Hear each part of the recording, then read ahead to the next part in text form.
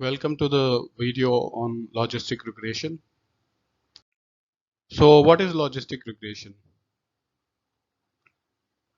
It predicts the property of an event, uh, whether it will occur or it will not occur based on different independent variables. Then using a mathematical equation, we find out the property of a response variable, and in this mathematical equation we use different explanatory variables. So if there is only one predictor and a single, of course, response variable is going to be one. So that is called simple logistic regression. If there are more than one predictors, then it's called multivariate logistic regression.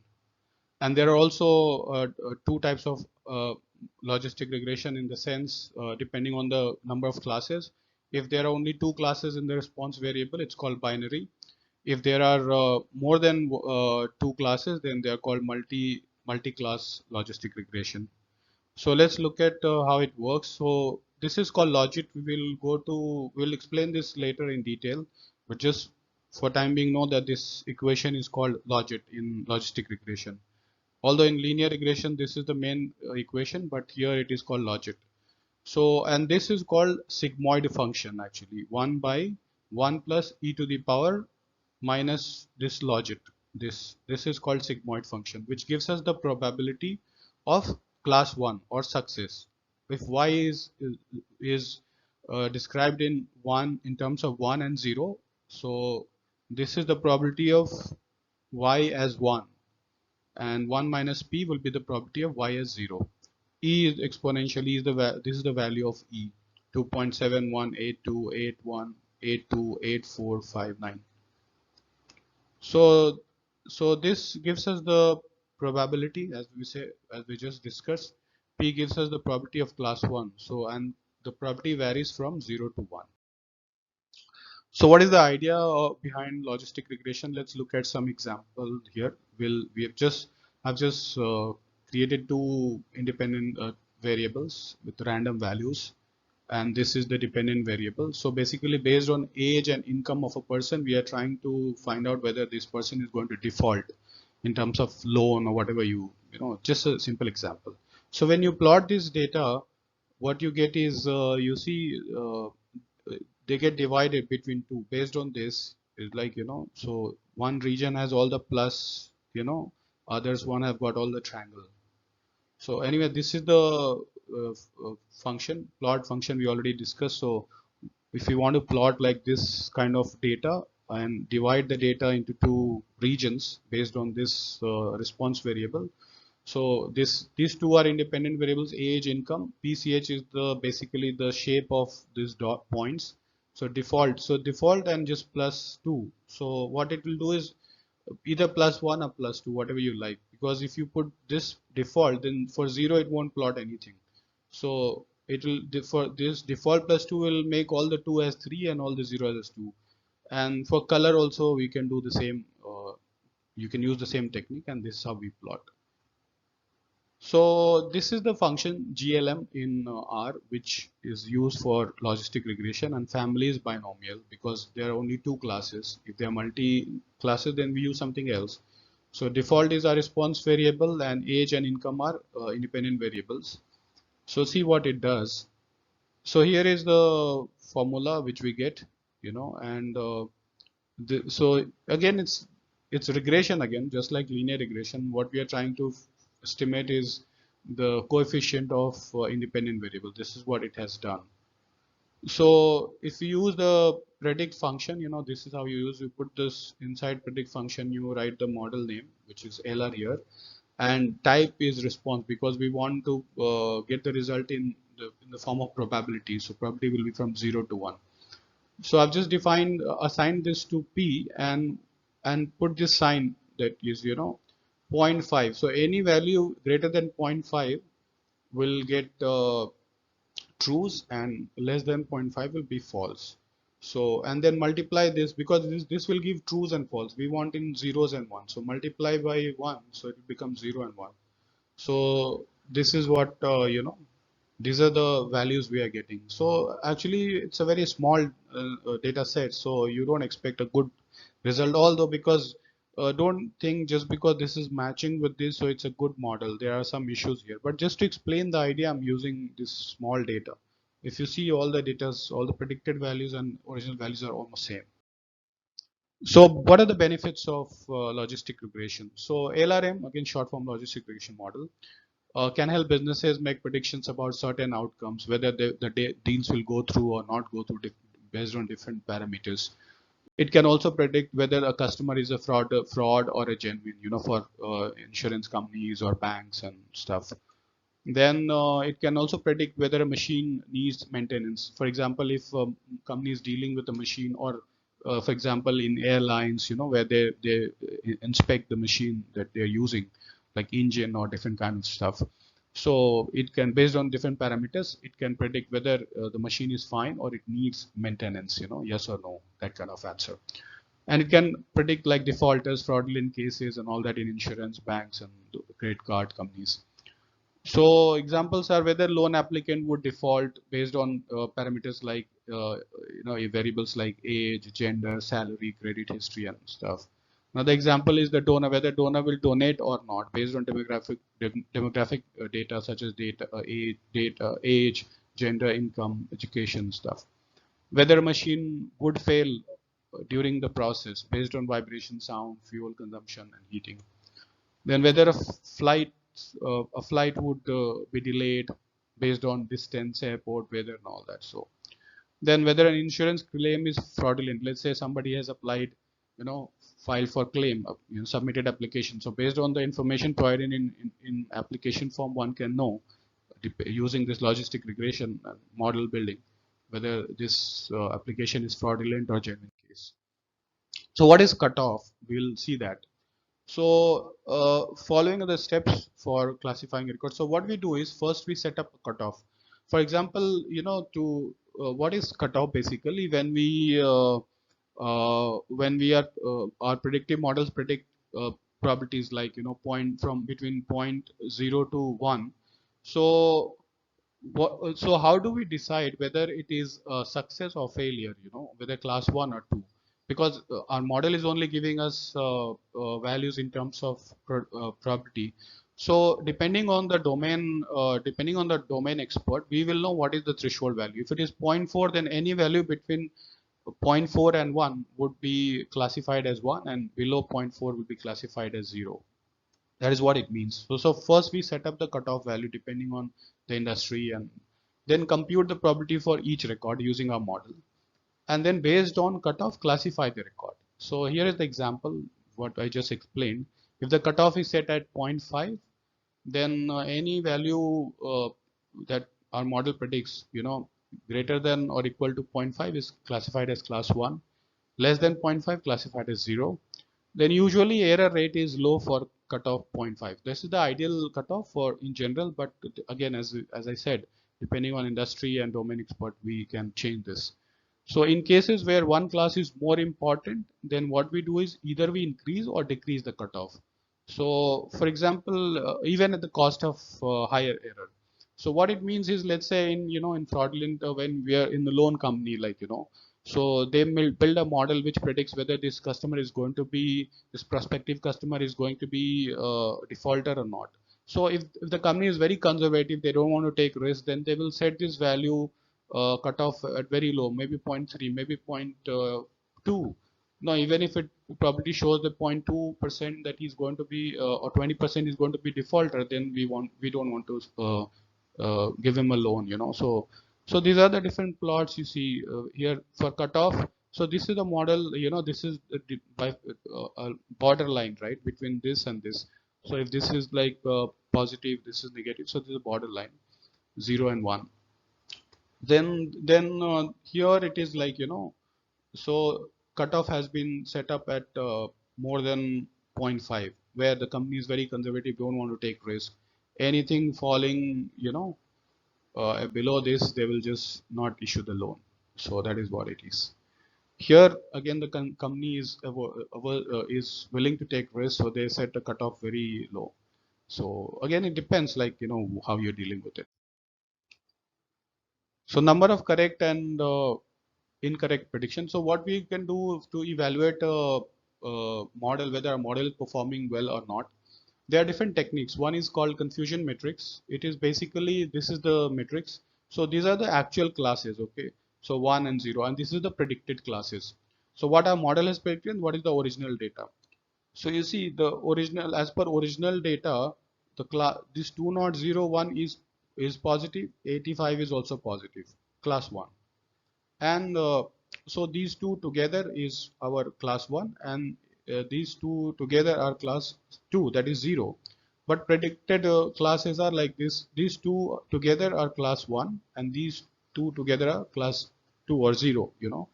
So this gives us a kind of overview how our model is performing. So this is called true positive because actual class is 1 and predicted class is also 1. So it is true positive. This is true false positive because although actually it is class 0 and negative, but our model is predicted as positive. So this is false positive. This is true negative because it is actual actual class is negative 0 and our model also predicted 0, which is negative. So it's true negative. Then false negative. This is false negative because our model is predicted as negative or 0, but actually it is positive, class 1. So how to calculate error? So we take the false positive, right, and false. Both false we add together, false positive and false negative, divided by total number of records. So this is the actual overall error. In this case is 3.67%. So accuracy will be of course 1 minus error, right? So 96.3%, 100 minus, so just like, you know, in probability sense. So 96.33%. So accuracy should be more than majority class. So this is the accuracy, and whatever is the percentage of majority class, which is basically this, you know, in this actual data, this is the measure, right? Not 1 but 2, this 0. So if you add this together and divide by 3000, whatever is the percentage, you know, so it should be more than, so our accuracy should be more than that. That is general understanding. And there's another measure, it's called precision. Precision is defined as true positive divided by total positive, true positive plus false positive. That means true positive divided by the total number of positives predicted by our model, right? And then recall is defined as true positive and divided by true positive plus false negative. That means true positive divided by total number of actual positives. This is false negative, right? False, yeah, so false negative is this. This is false negative, and this is true positives. But this is actual positive. So this is what it is, recall. Now let's see why we need this, because we want to see how the model is performing, right? So of course the precision has to be high, recall also has to be high. So there is something called F1 score, which is defined as 2 into precision into recall divided precision plus recall.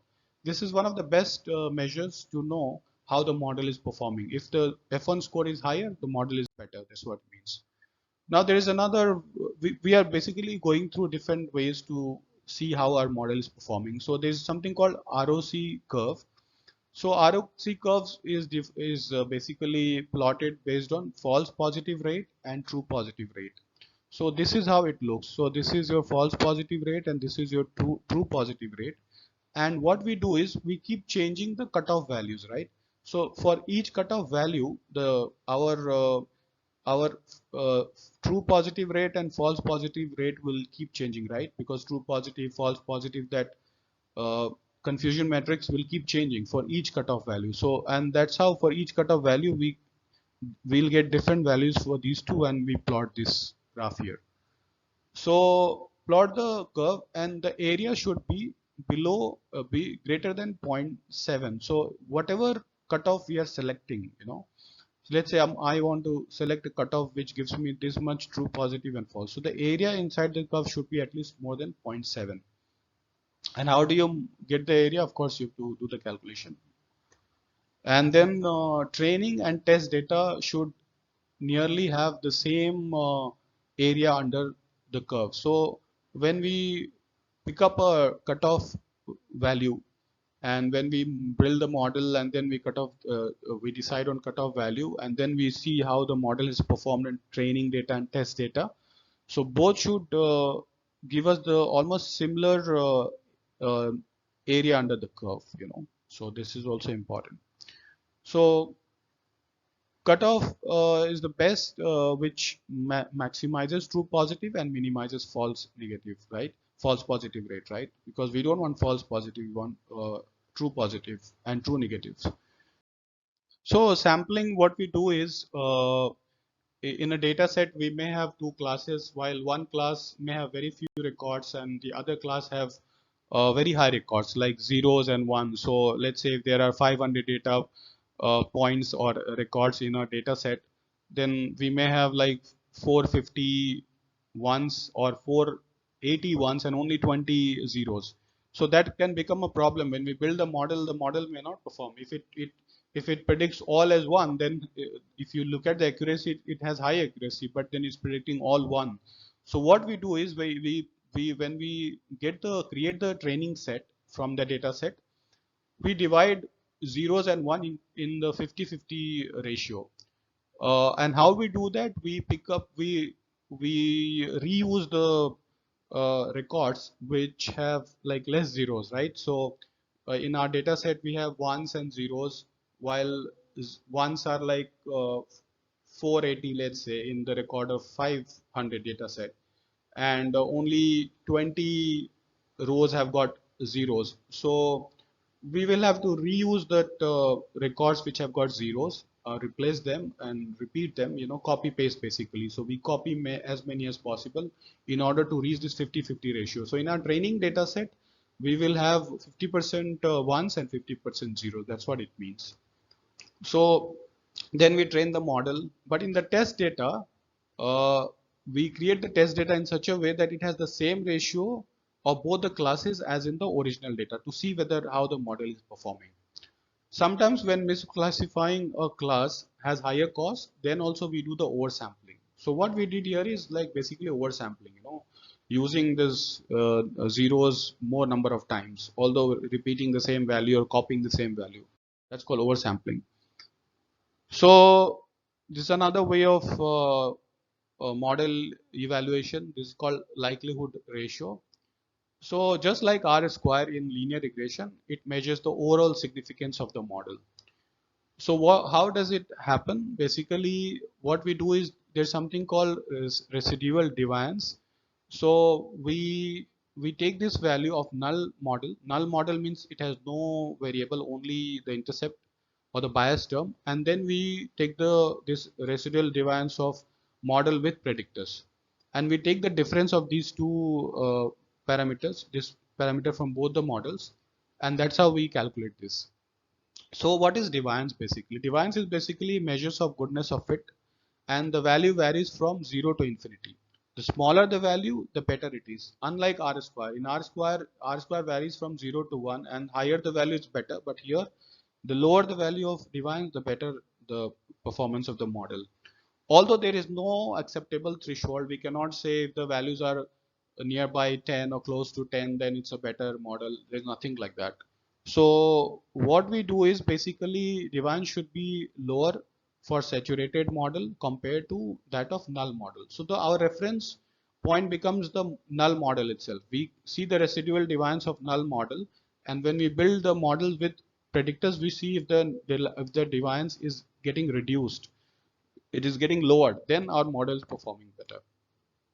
So this is the formula, like, minus 2 natural log of L0 minus 2 of natural log of L1, where L0 and L1 are likelihoods of null model and saturated model, whatever likelihood equation you're using. So this deviance follows chi-square distribution, as we have seen in the distribution video. And the degree of freedom, the degrees of freedom of this distribution is equal to the degrees of freedom of the current model, which model with variables, minus the degrees of freedom of null model without variables. So basically what you get is the number of predictors, that becomes the degrees of freedom. So very small deviance could be due to overfitting and may not generalize well. So what it means is basically just because you've got a very small value of deviance in your model with predictors does not mean that it is a very good model. It may be overfitting and it may not generalize well. That means it may not predict the right kind of value for the unknown data. So that we need to take care of that. So this is the summary of the model that we had built right in the beginning. So I just wanted to, I put this slide here just below this because I wanted to show you, like we discussed about the degrees of freedom, right? So for null deviance, see the degrees of freedom is 14. Basically, it's the total number of the record, right? For residual deviance, the degrees of freedom is 12. So what will be the degree of freedom for the deviance? Total our deviance will be 14 minus 12. That's what we saw, right? 2. So see, number of predictors is 2 here. So this is what it is. And you see, although this model is not a very good model because we just used it as an example, we don't have enough data in this model. That's why it's not so good. But anyways, to see how it functions, if you see the null deviance value is higher than the null or the residual deviance of the model with predictors. So that means our model is getting better and better. That's what it means. So multi-class logistic regression. So we'll look at one example. So see, earlier we saw binary logistic regression where the y takes the value of either 1 or 0 for the class. If it is yes, it is 1, no, it is 0, whatever it is, like. But there are variables, there are classes, there are variables which can have more classes, such as ratings, good, bad, neutral. There are 3 classes here. Email folder, it's promotional, spam, or inbox, right? Similarly, for climate, it could be hot, cold, rain, or sunny. So how do we tackle this? So there is a technique called one versus all. So what we do in this technique is basically we take one class as a reference and transform that class as one and all the other classes as zero. So for example, if good becomes our reference class here, so all the good will become one and bad in neutral will become zeros. Here, if this is our or spam is our uh, reference class, then this becomes one. All the spam will become one and promotional and inbox will become zero.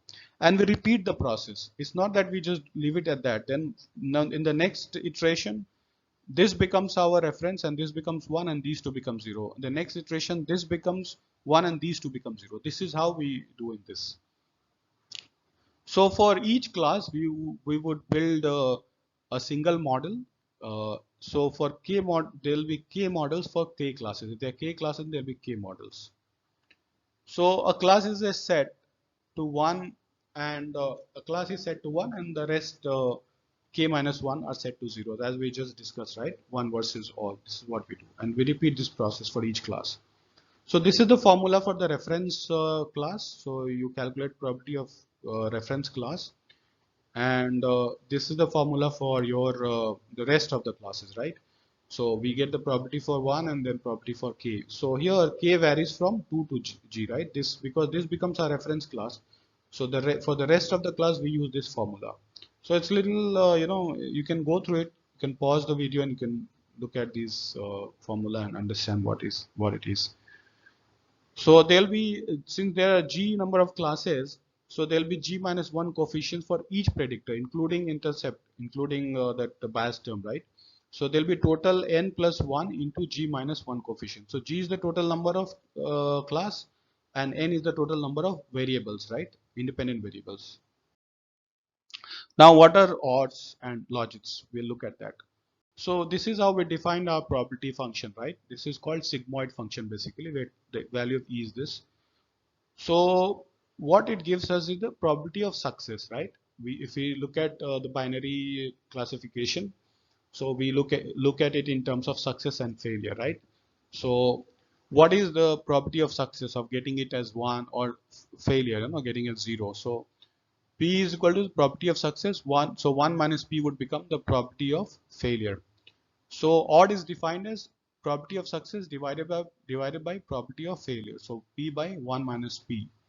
This is P. So this is what you get if you solve this and this. you get this 1 by 1 minus and then this. Then 1 and 1 get cancelled out. Then what you get is 1 by e to the power minus this. And that means this. So this is your odds actually. Now odds has no upper limit. It varies from 0 to infinity, unlike property which varies from 0 to 1. It has certain properties such as if success, the property of success, that is P is equal to 1 minus P, property of success is equal to property of failure, then odds is 1. The property of success is less than property of failure, then odds is less than 1. Property of success is greater than property of failure, then odds is greater than 1. Now what is logit? So we just take the log, natural log of this odds, that becomes logit, nothing else. So if you take natural log of this e and this log get cancelled out, and what you get is this is what logit is.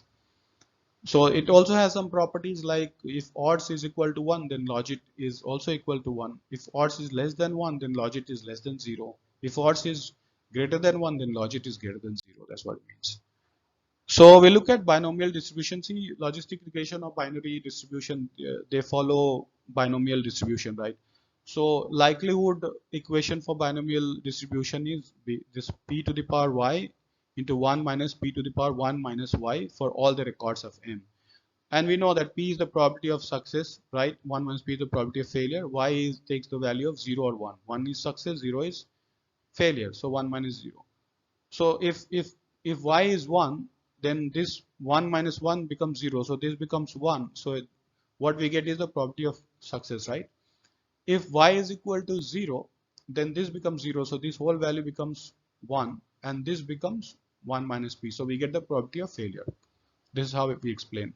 So if we take the log of this, what we get is, what we are trying to do here is we are trying to get to the cost function. So we are using, that's why I've come to this this part of the presentation.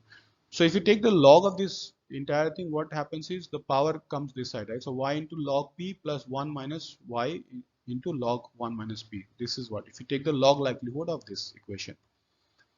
The idea is to maximize log likelihood, right? To find the right kind of probability of the values of y. So to maximize likelihood could mean minimizing the negative of log likelihood, right? So if we want to maximize this, that means minimizing the negative of this value. That is what it means. So we take the negative of this and we minimize this. So this gives us loss function. Loss function is basically for one record. For all the records, we take the average of this. So this becomes our cost function. We'll see the cost function in the next slide. So algorithm behind logistic regression. So the main objective of logistic regression is to minimize the cost function, right? Just now we saw that. So this is the formula, okay, for non-vectorized version without regularization term. So 1 by m sigma 1 to m minus yi log h theta x. That's what we saw, right? P, it was p has been replaced by h theta x, and h theta x is nothing but this p 1 by 1 plus e to the power minus theta transpose xi, right? This is our sigmoid function. So this is sigmoid function minus 1 I into log 1 minus 1 sigmoid function, right? This is what this cost function is. Now if you want to use, you don't want to get rid of loops, you know, while writing the program, then it's better you use vectorized version where you use everything in matrix form. So y becomes like, you know, capital Y means it's a column vector. This also you can, this is again vectorized here. S theta transpose x, x is a matrix of all the variables in column form, right? So we just turn this into vectorized form. That's all, to get rid of this loop basically. And then we have also added the regularization term that we saw in linear regression, right? To penalize the number of variables. So if you increase the number of variables, keep increasing, then this will keep increasing the cost. And so therefore this penalizes. So we take the gradient of this, nothing but partial differentiation derivative of this function with respect to theta, and this is what we get here, right? This is again non-vectorized version. If you take the vectorized version, this is what we get, you know, all turned into basically matrix, and then we have also added the regularization term here. So how to update, again, as we've seen in the linear regression, refer to the linear regression model to understand this better. Linear regression video. So theta is again updated as theta minus alpha into grad. So this is gradient. Alpha is the learning rate as we saw in the linear regression video, right? So, and we keep repeating this process and we keep seeing the how this error is, minimizing, getting minimized. So I've just given a simple code here, like not too much. So it just for you to understand. So first we define in R, basically define sigmoid function g is equal to 1 by exp is a function and then minus z. And then cos function, again, this is the cos function. It's a long one, but it's the same formula we saw in the previous slide. So but you take care of, because we are doing vectorized version, so we need to take care of the dimension. So you see which one will go first. So either transpose y comes first, then log, then sigmoid, the sigmoid function x multiple. So these are all matrix multiplications, right? Because we are using vectorized version, so we are using matrices. And then theta is also in the matrix form, and then 1 minus, then transpose of 1 minus y, then matrix multiplication log of 1 minus sigmoid function, all this, plus lambda uh, by 2m, this is regularized term. Why we are using temp instead of theta? Because we never regularize the intercept or the bias term in when we are doing this. So gradient, again, we do the same process. We just turn that formula into this language, I mean this programming R code. So this is again transpose x, again you have to take care of the dimension. So matrix multiplication, so number of columns and rows, you need to take care of that. So this is what it is here. You can pause and just look at the code. And how to train, so I've just given a small. So C, basically, as we said, this is for multi-class, right? So I varies from 1 to number of labels. This is one for loop here. And C is like, has been assigned as I, and I is varying from 1 to number of levels. So we use the optim function in R, right? As we saw in linear regression. So it asks for different arguments. So we give the parameters, which is theta basically. Initialize theta as you like.